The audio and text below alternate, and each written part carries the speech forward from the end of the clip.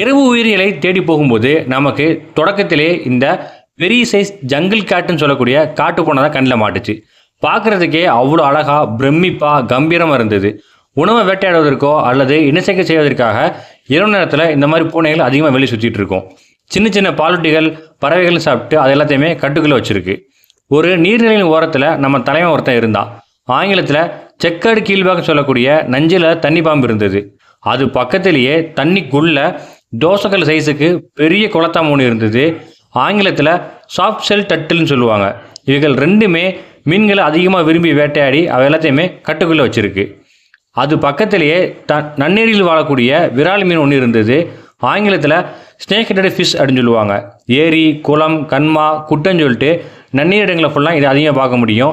இது நல்ல நீளமாக தலைப்பகுதி பாம்பு மாதிரியே இருக்கும். ஒரு 20 அடி உயரத்தில் நட்சத்திரங்கள் ஜொலிக்க சீமகரவள மரத்தில் நுனிக்கிளையில் ஒரு பெரிய பகலாடி பாம்பு ஒன்று நீளமாக படுத்து ஓய்வெடுத்துட்டு இருந்தது. இது என்ன பாம்புன்னு தெரிஞ்சுன்னா கமெண்ட் பண்ணுங்கள்.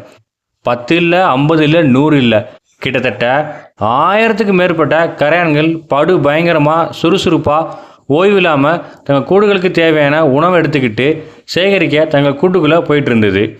சாலை விபத்தில் சேடான்னு சொல்லக்கூடிய டைகர் சரிவின் ஒன்று இறந்து கிடந்தது. அதை எறும்புகள் தூய்மை பணியை வேலை செய்து அதை கிளியர் பண்ணிட்டும் தங்களுக்கு தேவையான உணவை எடுத்துக்கிட்டு இருந்தது. ஒரு குச்சியில் ஒத்தாளா நடுநிசையில் இதய வடிவ முகத்துடைய கூகையாந்து ஒன்று கண்ணில் மாட்டுச்சு. இவைகள் எலிகளை பெரிதும் வேட்டையாடி எல்லாத்தையுமே கட்டுக்குள்ளே வச்சுருக்கு. நம்ம தமிழ்நாடு இலங்கையில் மட்டும் இருக்கக்கூடிய பள்ளி தான் இந்த செதில் பள்ளி. ஆங்கிலத்தில் ஸ்கேலி கெக்கோ. பகலில் கல்லுக்கடியில் ஓய்வு எடுக்கும், நைட்டு மட்டும்தான் வெளியே வரும். வறண்ட நிலப்பகுதியில் இந்த பள்ளியை அதிகமாக பார்க்க முடியும். இந்த பள்ளி நிற்கும் போது ஒரு மாதிரி வளைஞ்சு எஸ் மாதிரி நிற்கும். அது பார்க்குறதுக்கே அவ்வளோ ஸ்டைலிஷாக அழகாக இருக்கும். குச்சி பூச்சிகளும் இன சேர்ந்துட்டு இருந்தது.